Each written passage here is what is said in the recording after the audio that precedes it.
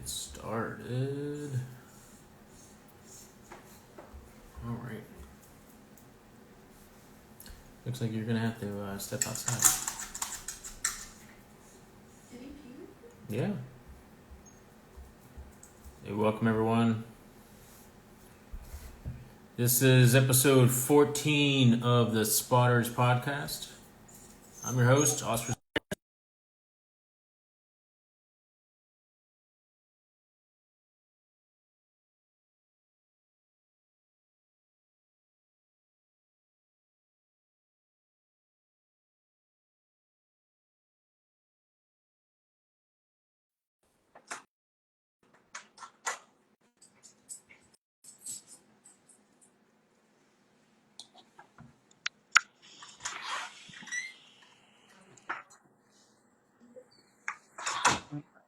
Hey, Mark, can I- you hear me?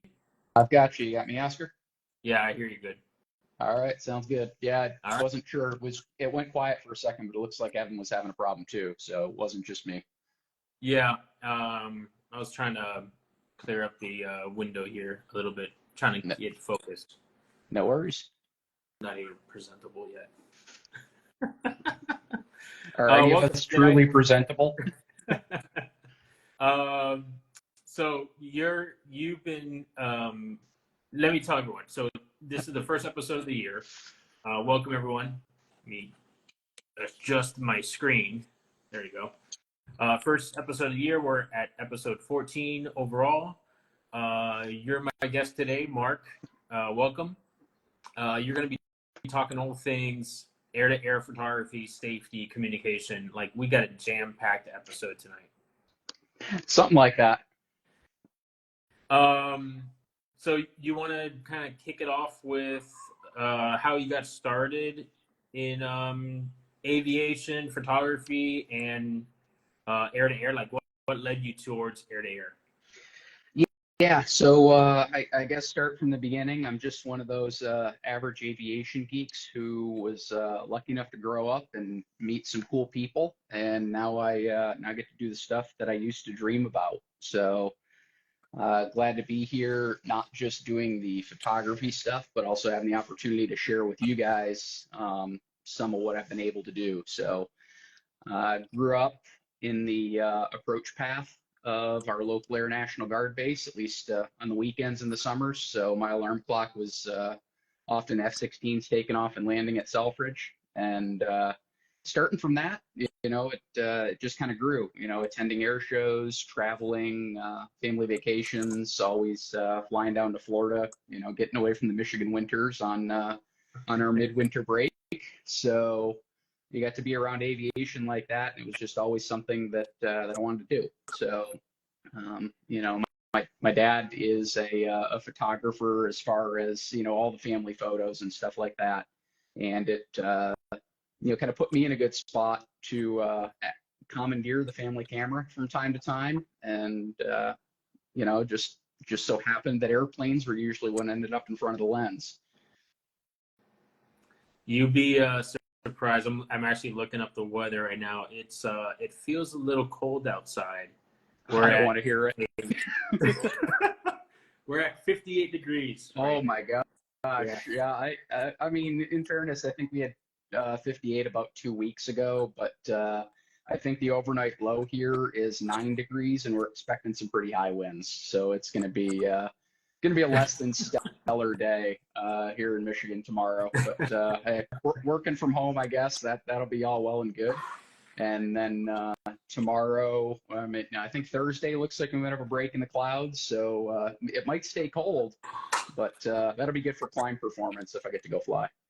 Yeah, I don't think so. I work at an executive airport here in Miami, and between the high winds that we had today and the cold, nobody was going up in their little Cessna. Like, there's that it's a 7-degree difference every 10,000 feet or something like that. Yeah, more or less. It's about 3 degrees, every thousand. So by the time you get to 10,000, and obviously there's some differences with different surface temps and all that. But yeah, it cools off a little bit at altitude. But then there's times when we get inversions and stuff like that. It doesn't end up being too much of an issue. Yeah, at a 51-degree low for tonight, I don't think anyone's thinking about flying tomorrow. Yeah, so I flew, I think my last flight was about 2.5 weeks ago. I was doing an aerobatic flight, which in my airplane, I like to get up to 7,000 or 8,000 before I'm starting some sequences. So surface temperature that day was about 18 degrees. By the time I got up to altitude, had I opened the window, which I did not want to do, it was hovering around zero. So, Wow.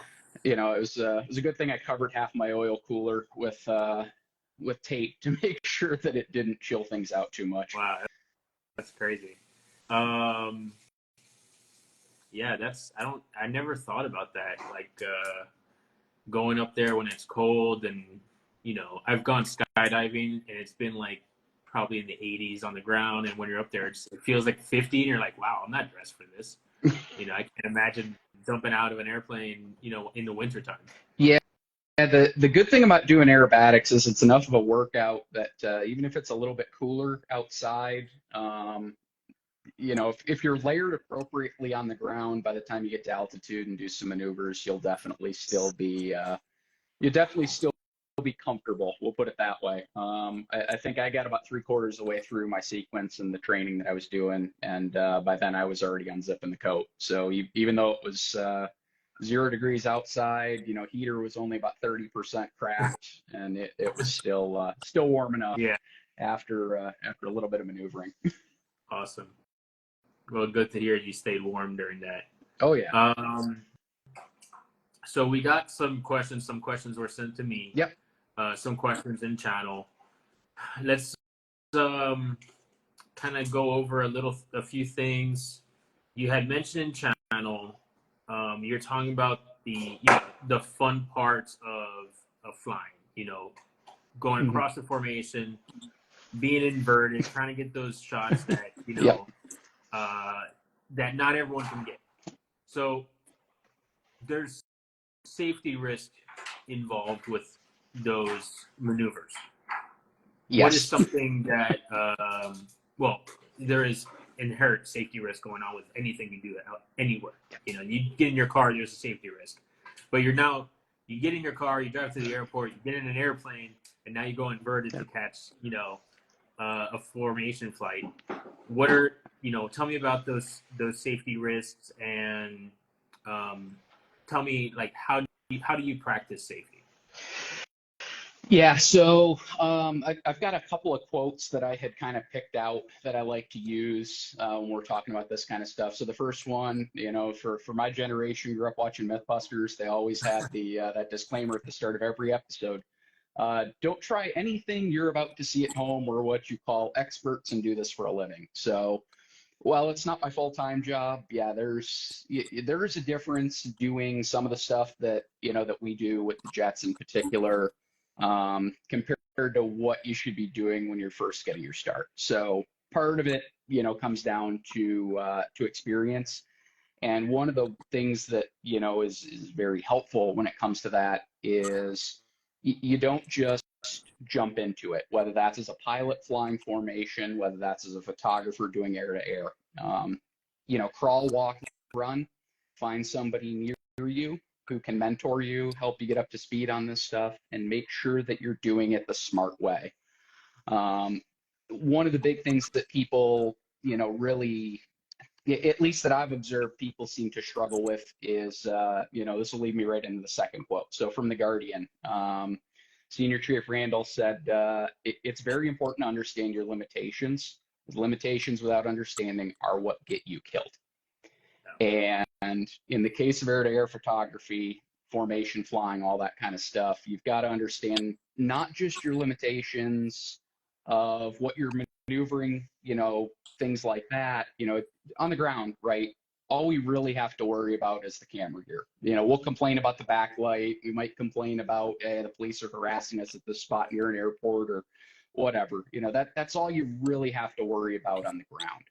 When you get up in the air, now you've got to worry about aircraft control systems. You've got to worry about potentially live ejection seats.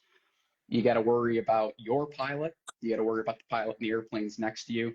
You have to understand your own personal limits, right? How well can you communicate? You know, do you have to relay instructions through somebody else? You know, if you're in an aircraft where you don't have immediate access to the radio.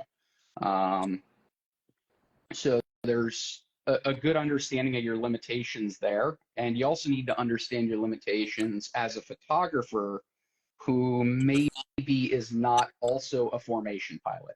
I know I'm a little bit of a unicorn in that regard. There's not a lot of us who do both of those things. I can only think of a handful, but that's a big one too, is understanding the dynamics of the situations that you're involved with. And again, you have to crawl before you walk and walk before you run. But as you learn stuff, you can start to get a little bit more extreme there. The biggest thing on a from a safety perspective for this is you don't go up there and improv this stuff.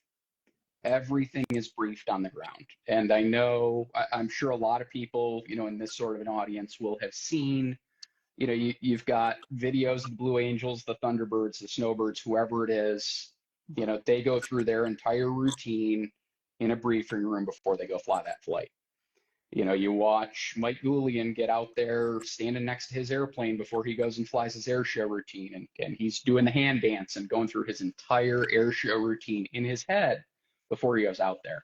We do the same thing with the photo flights. So, it might look or sound like we're just kind of working off the cuff and, hey, this looks like a cool shot, let's try it. And that's simply not the case when you're doing it the right way.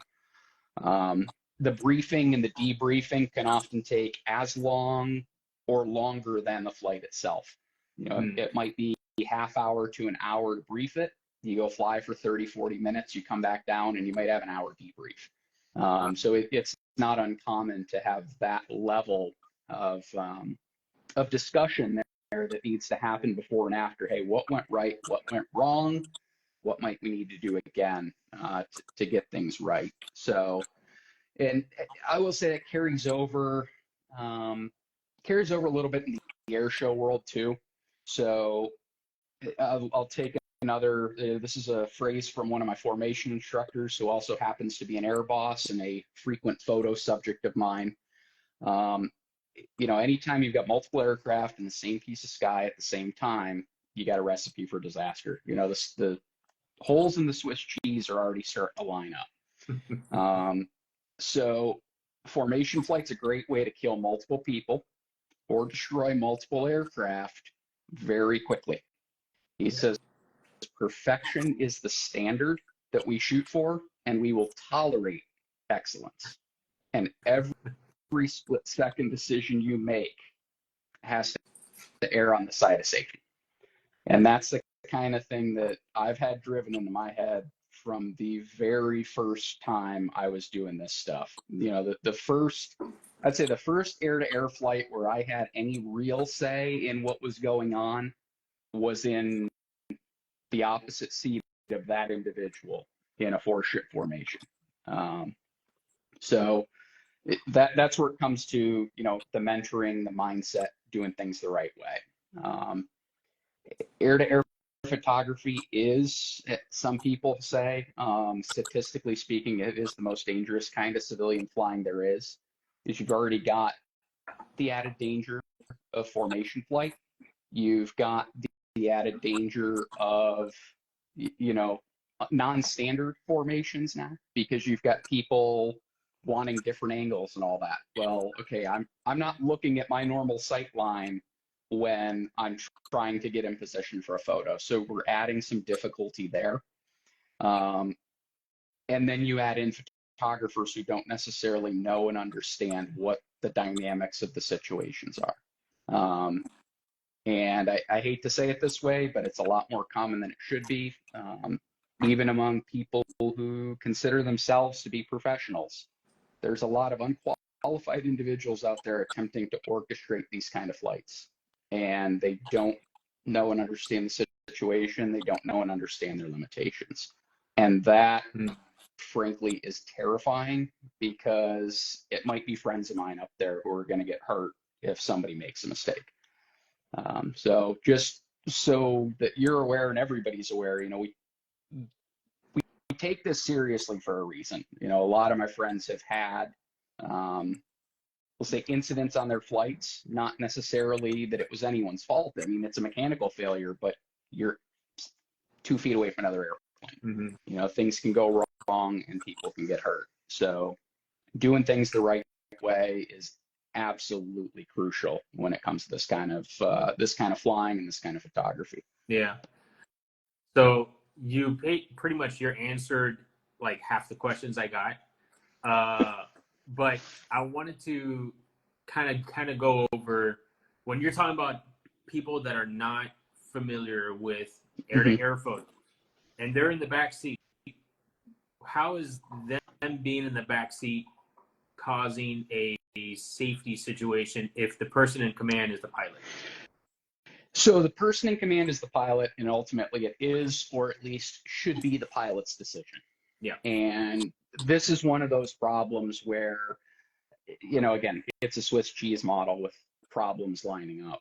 If a photographer is perhaps jumping on the radio themselves, or if a pilot doesn't necessarily have familiarity with the air-to-air photo sort of flying, they're very used to flying your standard Red Star, fast, NATA sort of formation flight profiles. They're not used to having a wingman maybe 60 to 70 degrees aft of the bearing line, as opposed to this, 45 is what you fly in a normal flight. So I'd say that's one of the big things there is you have an outside influence and an outside pressure that is compromising the decision making.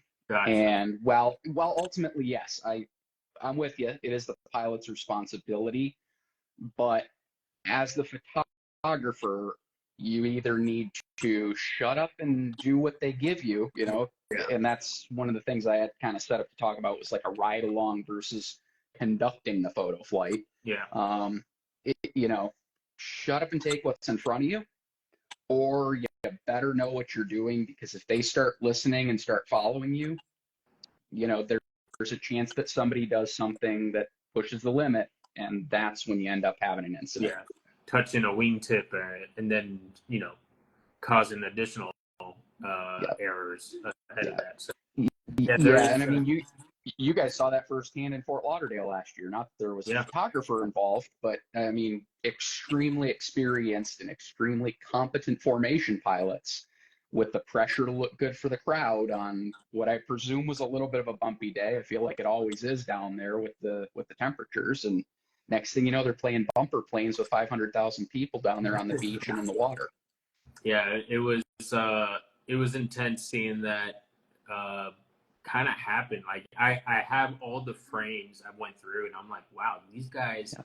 I mean, you could tell in their formation that they were flying normally, and then they started getting closer and closer and closer, and then of course, I'm sure they want to give the crowd what the crowd wants. They want Blue Angel flying in a team that's probably only been flying for a few years. I'm not sure how long. Yeah. So, and I will say, in fairness, right? A lot of those guys are former Thunderbirds and very experienced pilots. So it's not that they're not competent. It's just the conditions can always throw a curveball at you. And when you're flying in that environment, it only takes, the smallest little outside problem to cause this sort of an issue. Yeah. And we don't know if there was a gust. We don't know if there was anything. I mean, you're flying right on the shoreline. There's, you have the winds involved. You have the drafts. You have, any type of downdrafts, updrafts coming off. It's all over the place. But yeah, it's flying safe. And trying not to I mean, that's what air traffic is, right? For on my side, protection of the aircraft, the personnel involved, and the people on the ground. Making sure everything goes together. Another thing that you had touched on was pre-flight debrief. So the question I had was, you have your photo project scheduled. Let's start off as you're there for the ride along. You're not conducting the flight. You're capturing what you can. Do you kind of talk about like what can we do in this situation? Like what kind of photos can I expect? What Yeah, kind of so angle can I get to? if it's a pure ride along situation, which is to say, maybe you're at a formation training event and you're invited to go along on a flight. I would not personally be recommending that people start to ask questions about, hey, what can we get? What you should do is let them do their thing, Yeah. and you find the best angles you can from that. And a lot of that's going to be fairly, I would say, as far as air to air shots go, they might be a little bit mundane. You're going to have that 45-degree angle looking back or looking forward, depending on which position in the flight you're in. That kind of 45-degree angle, one, maybe two airplanes, and depending on how, how dynamic they choose to maneuver or how comfortable they are maneuvering, you may or may not be able to get the horizon out of the shots. But what you can do at the most basic level is start to get comfortable with seeing airplanes that close. Mm-hmm. You start to figure out your settings, figure out what formation flying dynamics look like. And not just as a photographer, but consider yourself to some level a crew member. Yeah. And you start to see what looks right and what doesn't look right.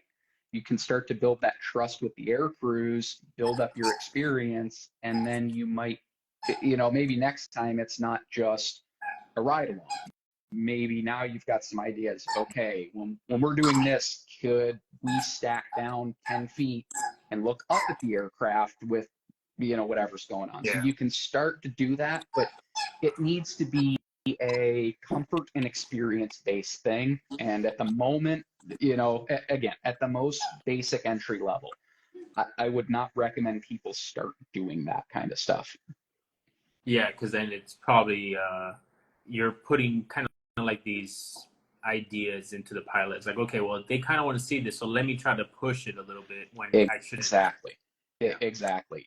And part of that comes down to, again, it's the pilot's experience too. There's some folks who I've flown with who I have absolutely zero qualms about rolling knife edge, pulling 4, 5, 6 Gs, cutting right in front of the formation, or doing formation aerobatics down to the surface. We're in a wavered aerobatic practice area, and we're going to go through an air show routine.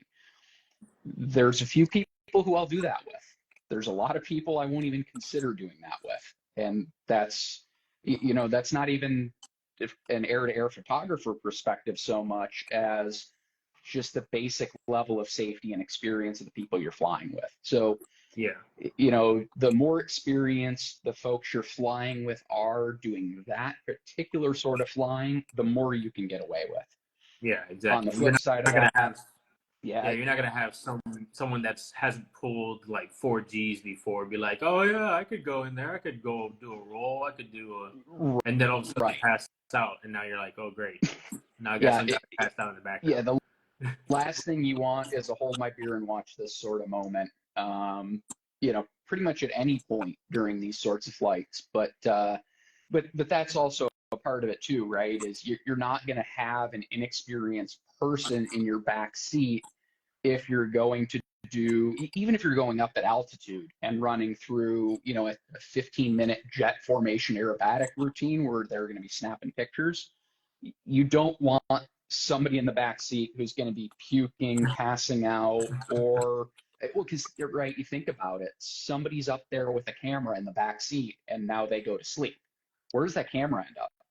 Is that going to jam the stick up? Is that going to get caught on the canopy jettison? Is it going to flip a couple of switches that turn off the battery or your avionics or whatever? That's a problem you don't want to have if you're the one flying that airplane.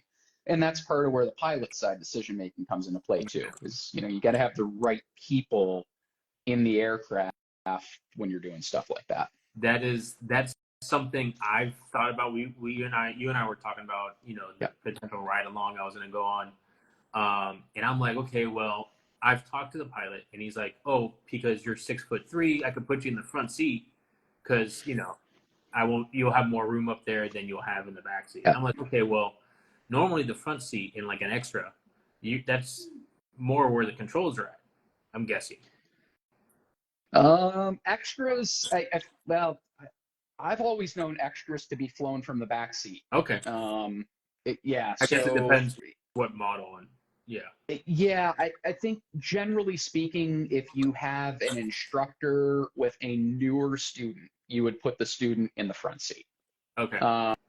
And from that perspective, I don't necessarily mean, somebody who's like advanced going on, okay, we're getting ready for unlimited world aerobatic championships. It's not that. It's like, okay, you're going to do your first batch of loops and rolls or whatever in an airplane, or just basic upset recovery training. You're not necessarily going to put them in the back seat for that, because that's usually where more of your instruments are, because those airplanes are usually set to be flown from the rear seat.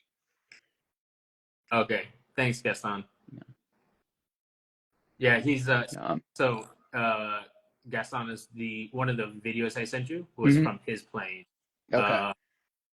He does some aerobatic also out of our airport, and I see them flying around. He actually flew this past week just for like a family flight for New Year's, and I'm watching him from the tower take off, and I'm like, man, that thing could really fly.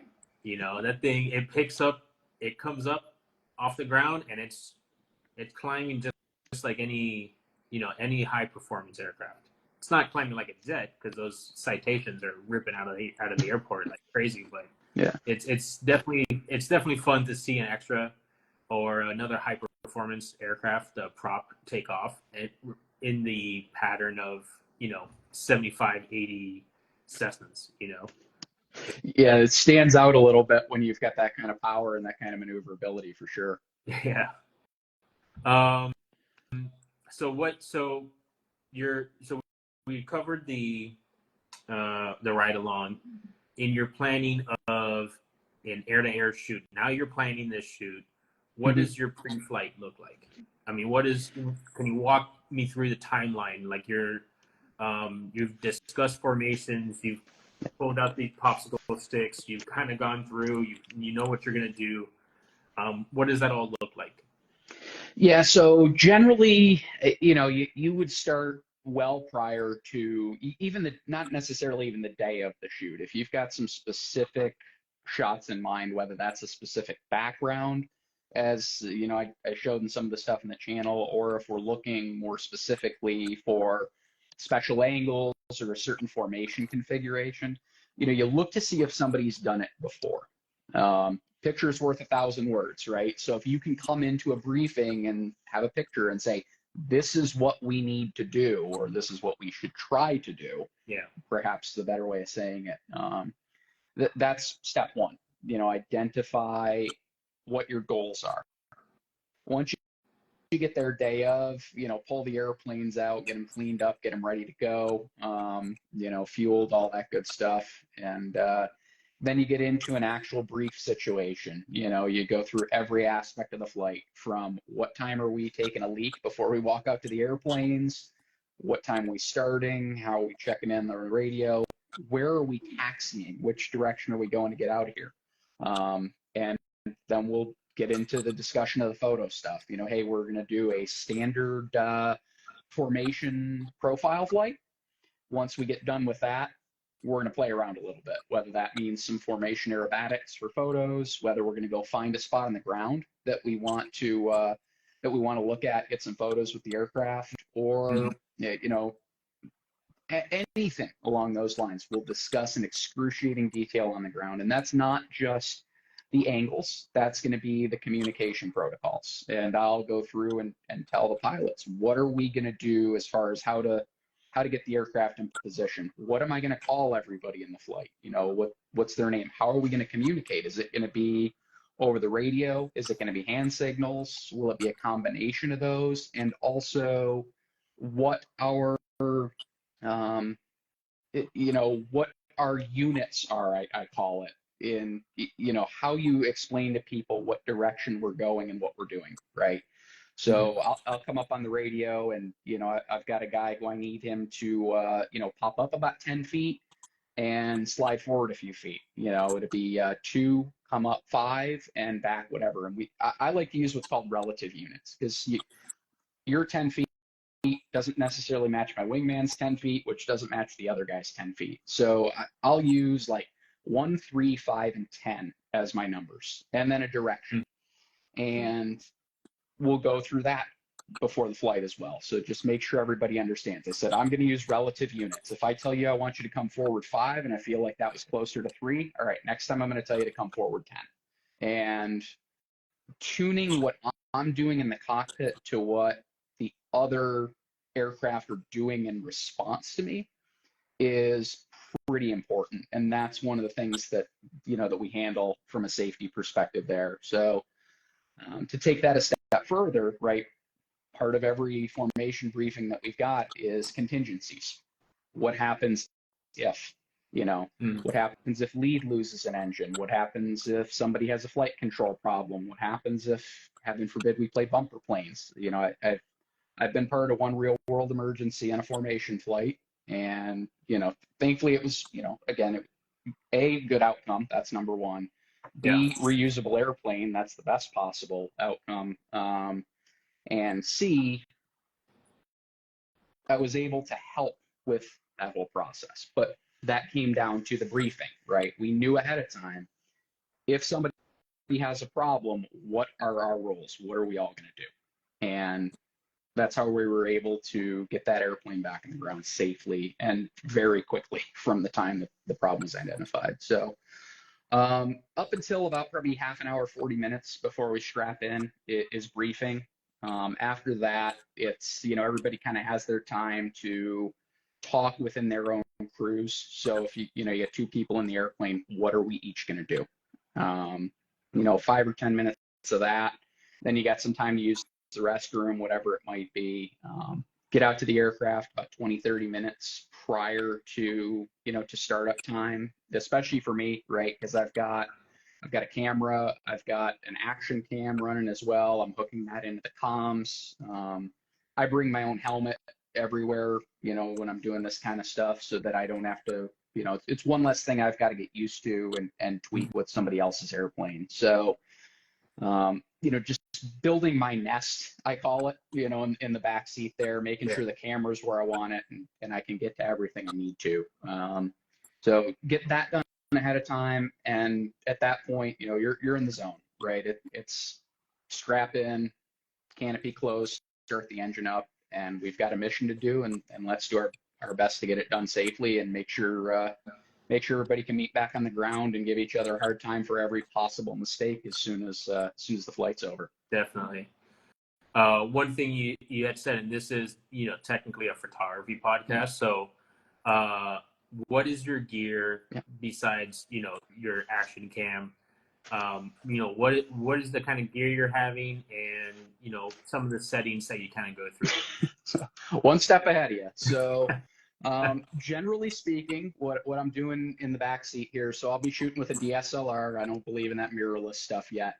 So I'll shoot a DSLR with a vertical grip on it. So whether that is whether that's like a D5, D6, one of the super pro cameras, or something with an attached vertical grip. I like to do that.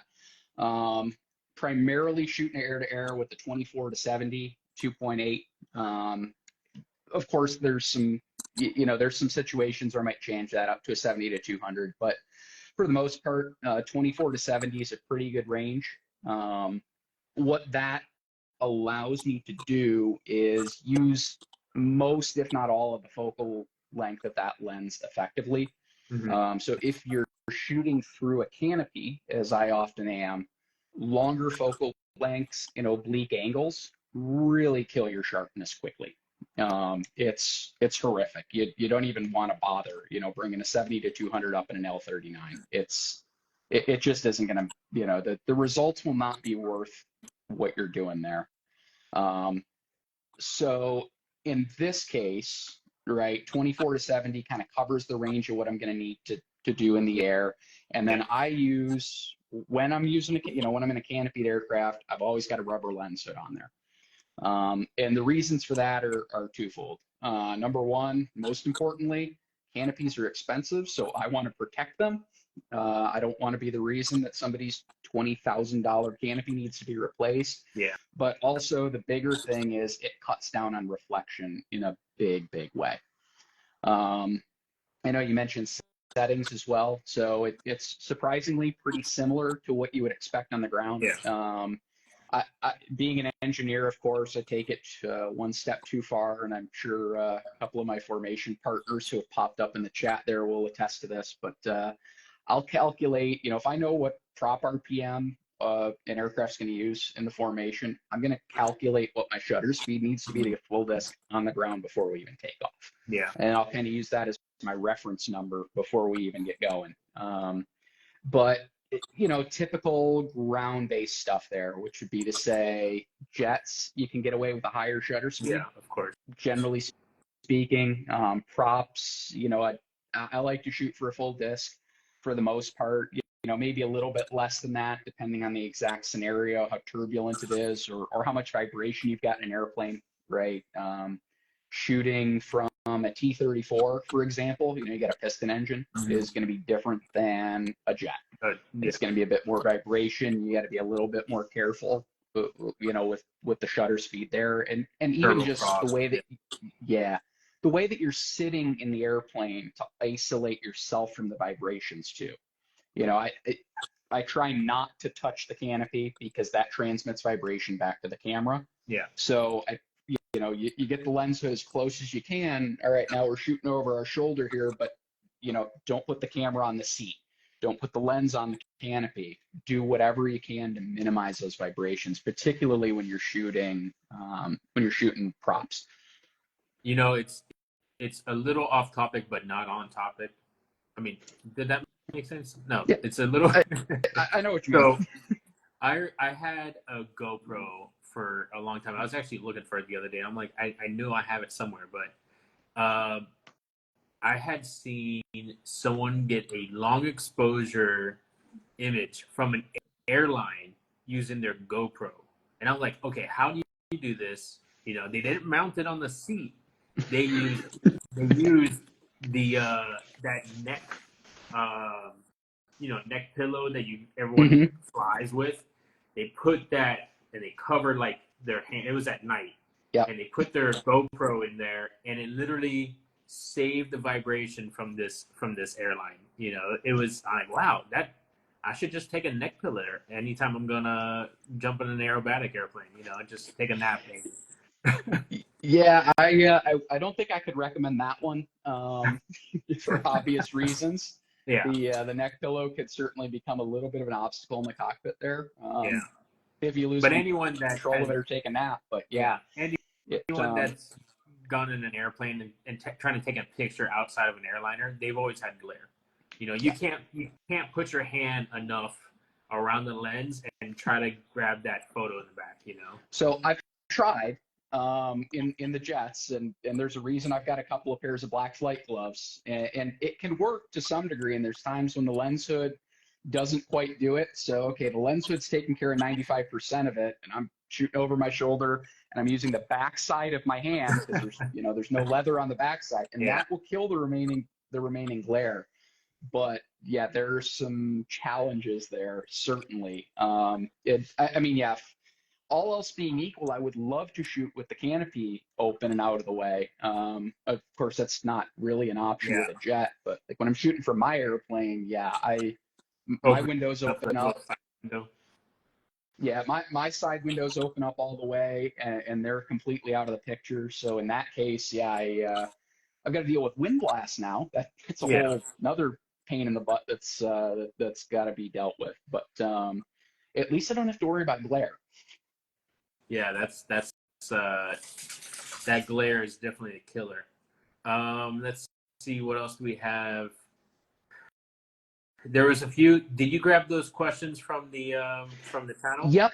Yep, I've got them here. I think the first one's from one of the guys down in your neck of the woods there was so regarding aircraft limitations, what's the biggest impact to air, speed, or maneuverability? So the answer that I've got to that one is honestly yes, both of them. So anytime you're doing this kind of flying and trying to do, formation flights and photo shoots and stuff like that, you need to have speed compatible aircraft. If you don't, you're never going to be able to stay in formation anyway. It's going to be a flyby one way or the other, and that's just you have 1/2 of a second to get your shot. It's doable, but not likely to yield any sort of success. So speed compatibility is incredibly important, but at the same time, and I've done a couple of these, right? You've got an airplane that is not very well matched in speed, which means that one of you guys is going to be pushing really hard. Your engine is hoofing it just to stay fast enough for the other guy, Or and the other guy's slow enough. at idle. And when that airplane's flying that slow, well, what happens to his maneuverability? It's not very good. It's not, not necessarily that it's unsafe, but you're not going to be able to fly as precise. So you might have to fly a little bit further away. You got to be very slow and deliberate with your maneuvers there. Yeah. We had I don't even think I'd call it an incident, but a month or so ago, we had a dissimilar airplane in our formation, and this wasn't a photo flight. This was just, formation training, and he got a little bit slow on the inside of a turn, and he realized very quickly, he's like, hey, I don't have enough maneuverability here. And he just said, he told us he was leaving the formation. He had to get away because he was going too slow where he was at to feel safe and comfortable flying close to another airplane. Yeah, like approaching your stall speed there. Yeah, and that, that's one of the things too, is like, we've talked a little bit in the channel about backgrounds. Yeah. So sometimes you really want something cool on the ground to be in the background, which is great until the faster airplane is the one that you're taking picture of with something in the background. Because now he's on the inside of a turn and he's going slower. So, he's covering less distance for the same rate of turn. It puts him in a tough spot. So that's one of the things that as the photographer, you need to plan that stuff out ahead of time, because the answer might be, well, I would love to get that picture for you, but we simply cannot safely accomplish that. Or if we do, it might have to be in level flight where, photo plane here gets higher. So now, now the photographer's got to figure out what to do there. But there are ways to figure it out sometimes, but don't be afraid to say no in the interest of safety, because the last thing you want to do is, stall spin the guy on the inside who just wants a good picture. For sure. That's completely understandable. Real quick, I'm going to answer Evan's. He sent 2 questions in here. He says, not really related, but the lenses that are stuck, like the 1200 millimeter, can you zoom that or not? If it's a prime lens, which either it's a set focal distance of 1200 millimeters, the answer is no. You cannot zoom out from that. The other ring. Ow! Damn it, dude! The dog just bit me, man. So he's wondering that because he's seeing photos with the lenses that they have 2 things you could twist. The one thing that you're going to twist is your focal ring.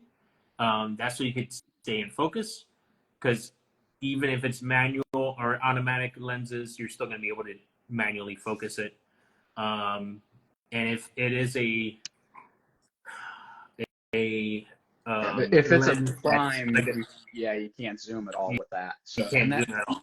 And that's actually a good thing. I should have brought up earlier when talking about the equipment, right? The reason I would shoot a 24-70 versus say a 35 or a 50 prime, you never know how close you're going to be able to be in formation, and you need to have as much flexibility as possible within reason with your gear, right? You're not going to be able to bring your 600 up there and do air to air with that. But if you've got a decent range covered, that gives you what you need with a single camera and a single lens, which it can be very difficult depending on the aircraft to manage multiple cameras and lenses, and you would like to avoid that if at all possible. As as a photographer, you don't want to have something going where it shouldn't and Exactly. causing an issue with the controls.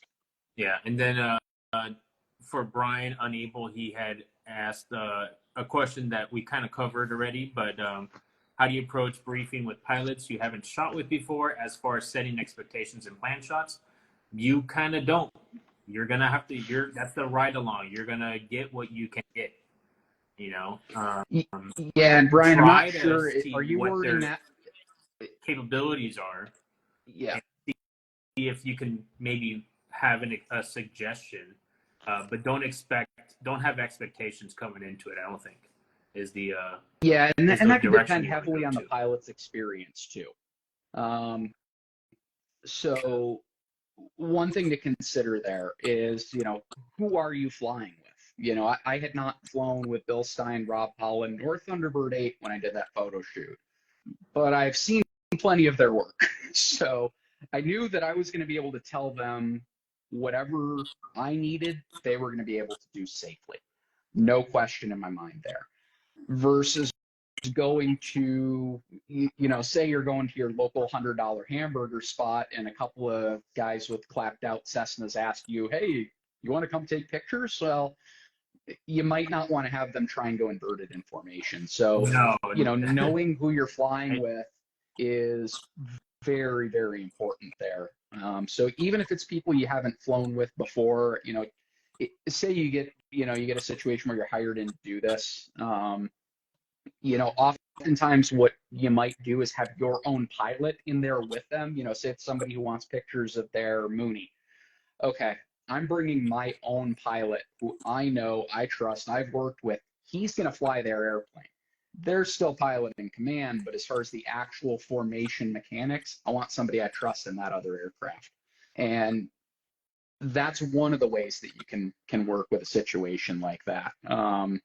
Likewise, if you haven't worked with your photo pilot before, again, you crawl, walk, run. So limit the difficulty, talk everything out on the ground, make sure everyone's on the same page. And once you get a pretty good feel for, how to speak formation pilot, you can usually tell how competent people are going to be, based on how they treat the briefing and the debriefing.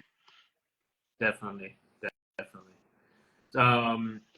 So you I was going to have, say, yeah, I've got Ryan's, I got the other three yeah, questions here. So I know Ryan asked, use of flight simulators to plan air-to-air flights, very limited. I would say if I do anything with a simulator, it's going to be essentially having a 3D perspective of an airplane that I don't have a model of to figure out what the good angles are.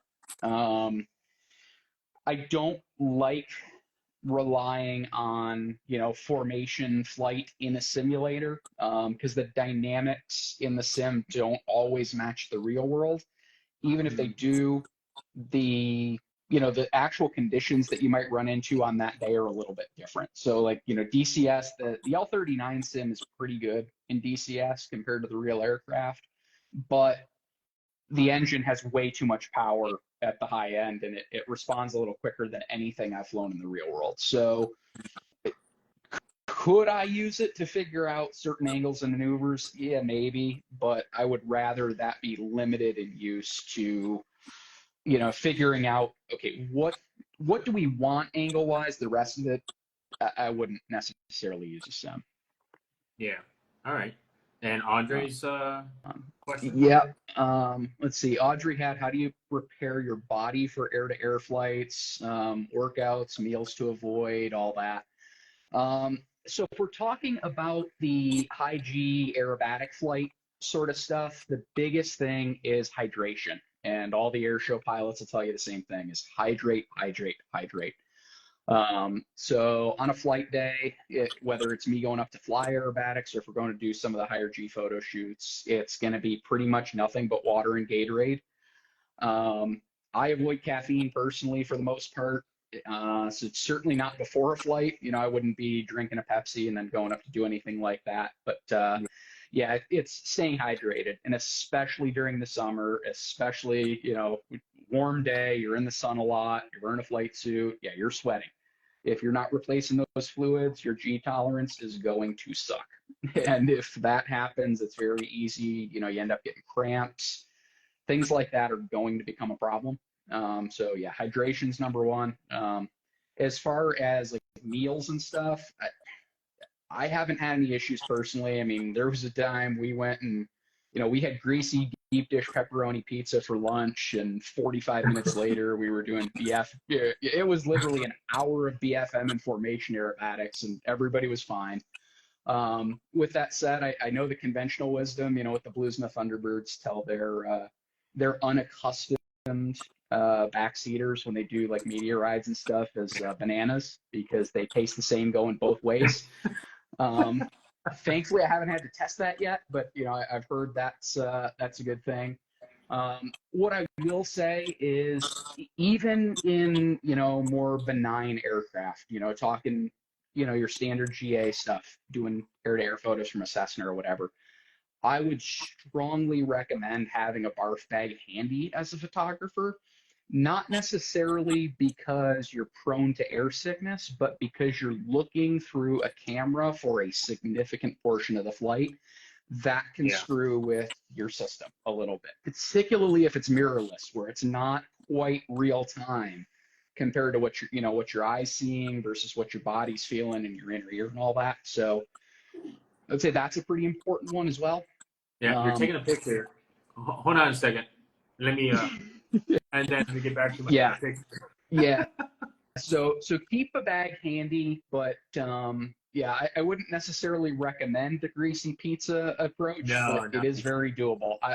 Been there, done that. I'm okay, but results not necessarily typical.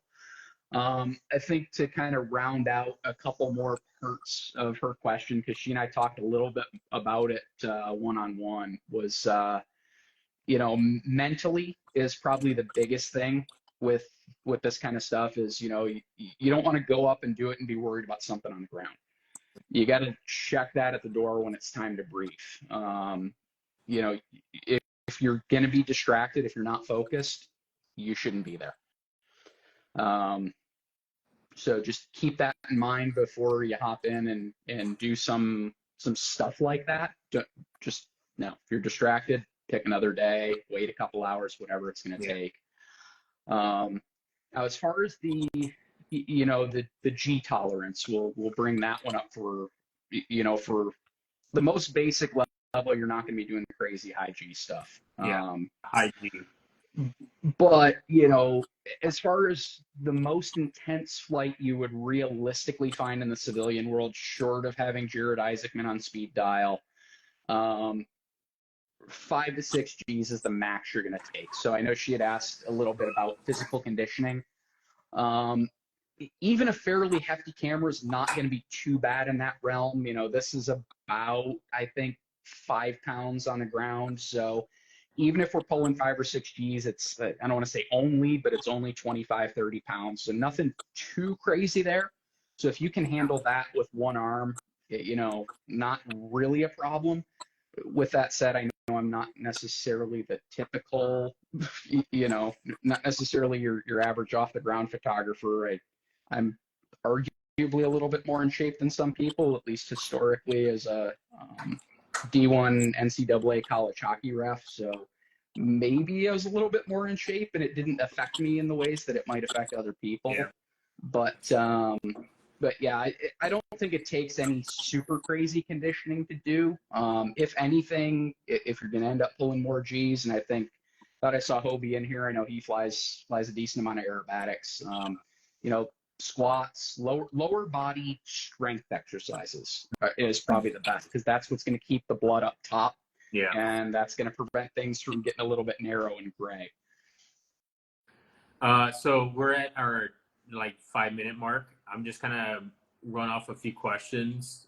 I know we try to touch base on everything, and there's an hour is not really enough time to kind of touch base on everything we have.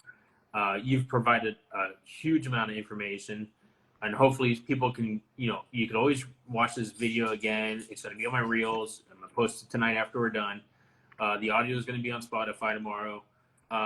So you can always listen again and get some more information. You know what I mean? But for you personally, I have a few questions. This one actually came from my wife. So she said, like most photogs, she's not a photographer herself, but she sees the struggles and, like the FOMO sometimes of not catching a plane or, missing this shot. What is the shots that you've missed and the one that you most regret? Yeah, I would say that the biggest regret is when I try something that's a little bit more out there as far as settings go, and it doesn't work out for whatever reason. So, especially when I was starting out trying to do the kind of backwards panning where, we've got the two aircraft taking off in formation. I roll the shutter speed back to like a 15th of a second or slower, and none of the pictures work out. That's a little bit of a regret. The other thing is when it's a unique opportunity that doesn't really go the way we had hoped. So the P-51 photo flight over Michigan Stadium, we were dealing with clouds over the stadium for the majority of the flight. I think we ended up flying for an hour and 15 minutes. And of that hour and 15 minutes, there was about 4 minutes that the stadium didn't have clouds on it. So we only ended up getting one pass. Would I have liked that to be a little bit better? Absolutely. Yeah. But Mother Nature didn't have that in the cards for us that day. So I think that's probably one of the biggest ones is, that we didn't have more opportunities there. But it's when you miss out on something unique that's going to be difficult to recreate in the future. And I mean, thankfully, Greg still has the P-51 and he still likes Michigan. So we could certainly do that again. But, that flight was not cheap. So we can, while we could recreate it, the opportunity might not be there. And that's where I think, the biggest regrets would come in is just letting the client down or letting your friends down. Yeah, for sure. What is one stinker shot that turned out amazing? So the shot, I think let's see, a politically correct way to put this is Rob Holland and Primo. I had Rob upside down. Thunderbird 8 was right here. Arguably one of the worst shots of the entire shoot because the light hadn't come around yet, but the F-16's pitot tube was, quote, touching tips with the little yaw string that comes off the back of Rob's sight gauge. Oh. We're going through the photos in the Thunderbird's briefing room after the flight.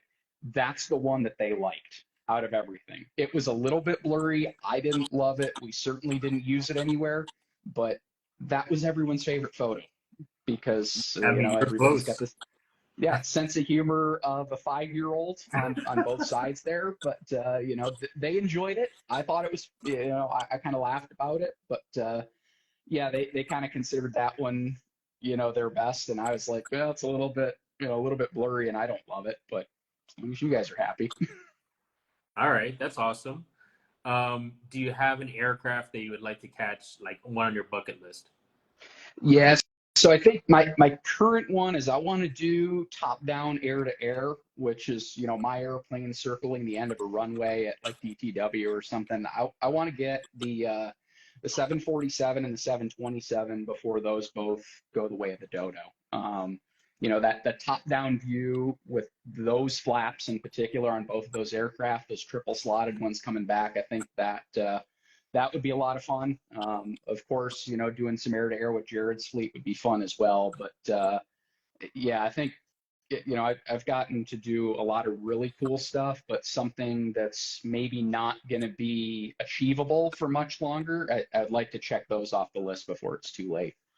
Awesome. Do you have any locations that you want to travel to get aerial?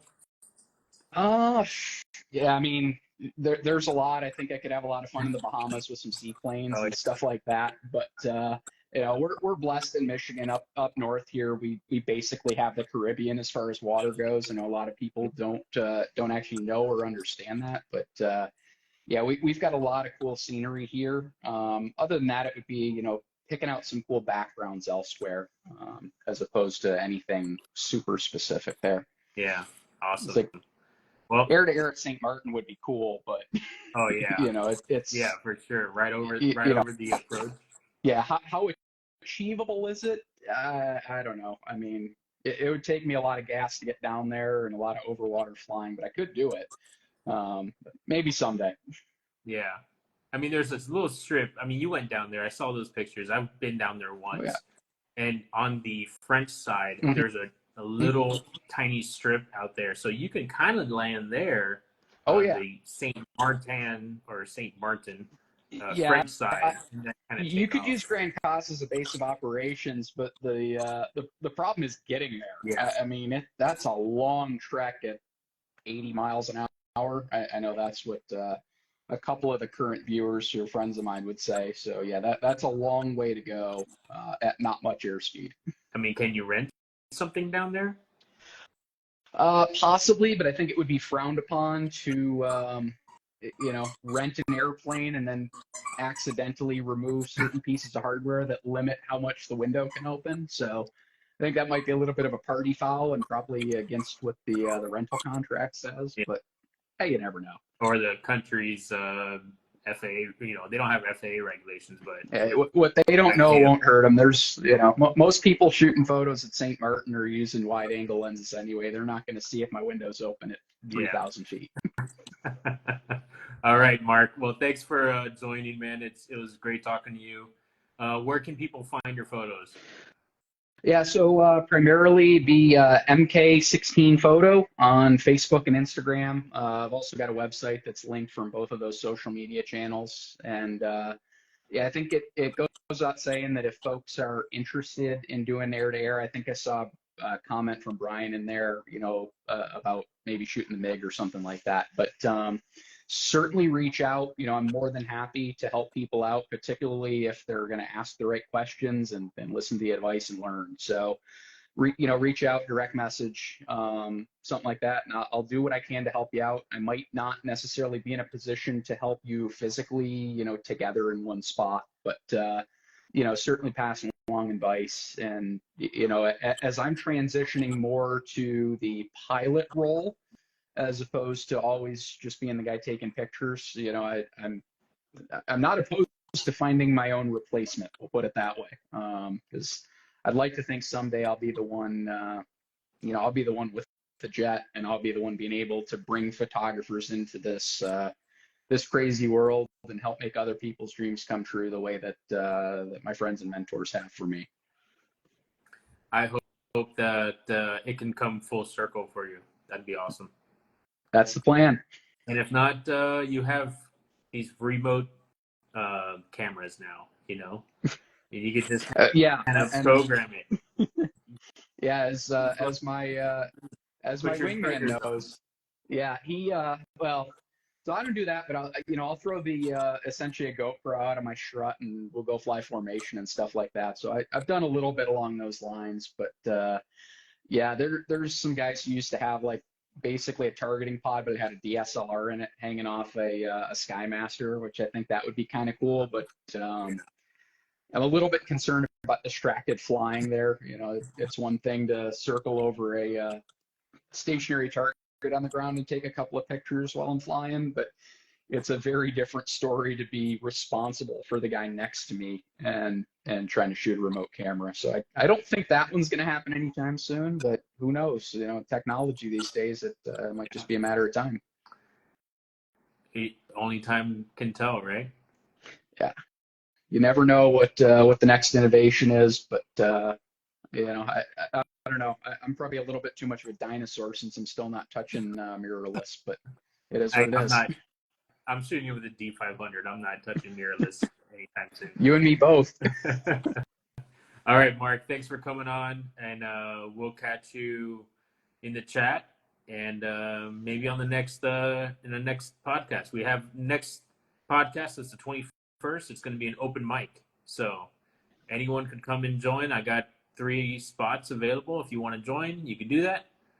We can continue the conversation.